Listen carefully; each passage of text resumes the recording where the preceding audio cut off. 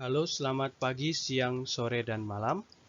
Perkenalkan, nama saya Yohanes Cahyo Gumilang, NIM 1922140028.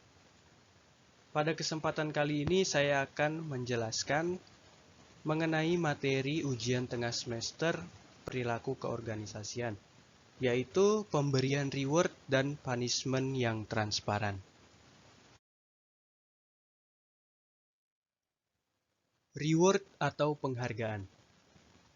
Penghargaan atau reward adalah sebuah bentuk apresiasi kepada suatu prestasi tertentu yang diberikan baik oleh dan dari perorangan ataupun suatu lembaga yang biasanya diberikan dalam bentuk material atau ucapan.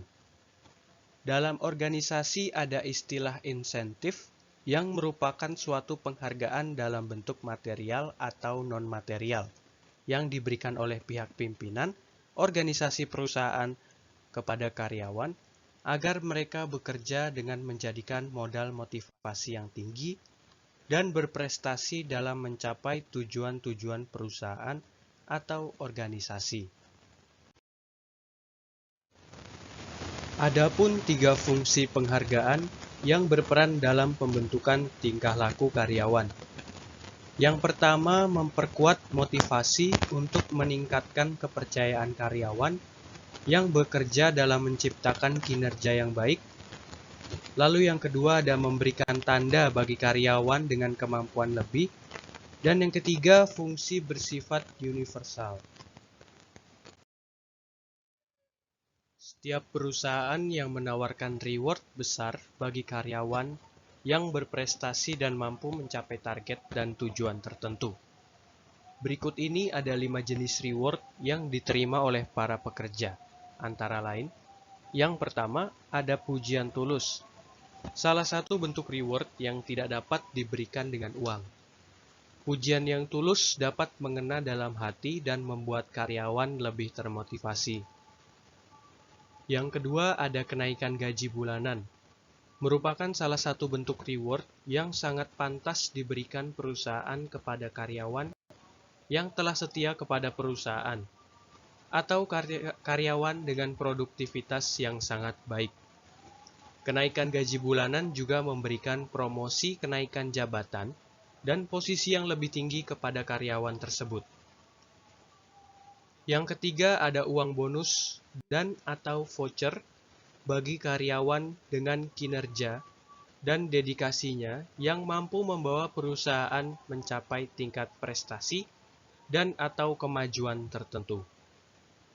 Yang keempat, hadiah berupa penghargaan tahunan. Merupakan ajang puncak keberhasilan perusahaan secara tahunan. Ajang tersebut berperan besar bagi perusahaan yang ingin merayakan keberhasilan bersama teman kantor.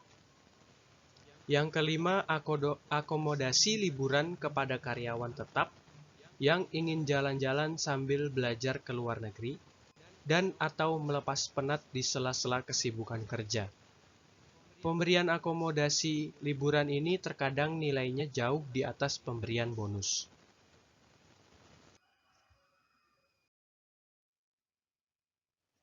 Punishment atau sanksi. Punishment atau sanksi adalah sebuah cara untuk mengarahkan sebuah tingkah laku agar sesuai dengan tingkah laku yang berlaku secara umum. Dalam hal ini, hukuman diberikan ketika sebuah tingkah laku yang tidak diharapkan ditampilkan oleh orang yang bersangkutan ataupun orang yang bersangkutan tidak memberikan respon atau tidak menampilkan sebuah tingkah laku yang diharapkan pada perusahaan.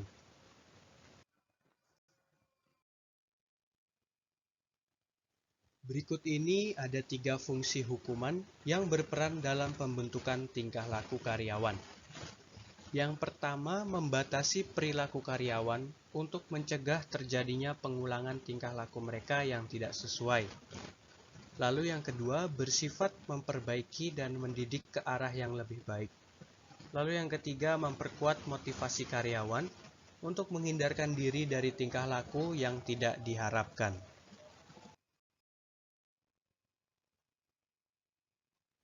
Punishment hanya diberikan kepada karyawan yang melakukan kesalahan terhadap perusahaan Cara yang efektif untuk dilakukan dalam memberikan punishment dapat digolongkan dalam 3 kategori, yaitu pertama, sanksi berat dapat berakibat pada turunnya jabatan atau bahkan dibebaskan dari jabatan, seperti pemutusan hubungan kerja atau PHK. Caranya adalah memberikan konseling khusus karyawan yang kedapatan pelanggaran dalam bekerja. Dan setelah pemberian surat peringatan atau SP pun tidak ada perubahan. Tujuannya adalah mengetahui permasalahan apa yang dialami karyawan sehingga dia bisa kembali bekerja secara optimal. Lalu yang kedua, ada sanksi sedang dapat berakibat pada pemotongan gaji dan atau tunjangan tidak tetap bagi karyawan yang kedapatan melakukan pelanggaran dengan sengaja. Hal itu dapat membantu karyawan lebih berhati-hati dalam bekerja supaya gajinya tidak akan dipotong lagi. Yang ketiga, ada sanksi ringan, biasanya diberikan dalam bentuk teguran, baik lisan maupun tulisan. Jika karyawan yang kedapatan melakukan pelanggaran, maka dia akan diberikan teguran beserta alasan dan maksud tujuan itu. Dengan teguran ringan, diharapkan bahwa karyawan tersebut dapat atau mau berubah.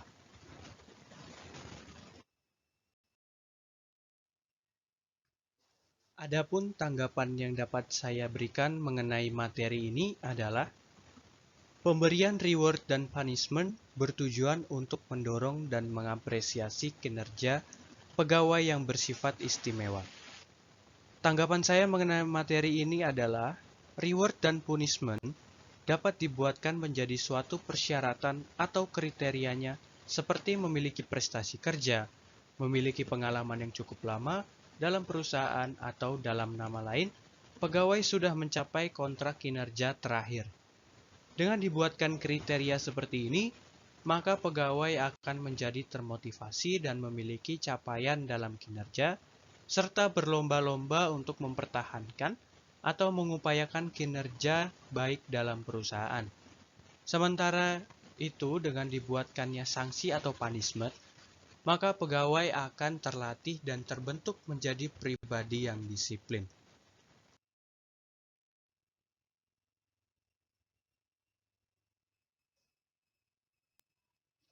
Sekian materi dari saya mengenai reward dan punishment. Kurang lebihnya mohon maaf dan terima kasih.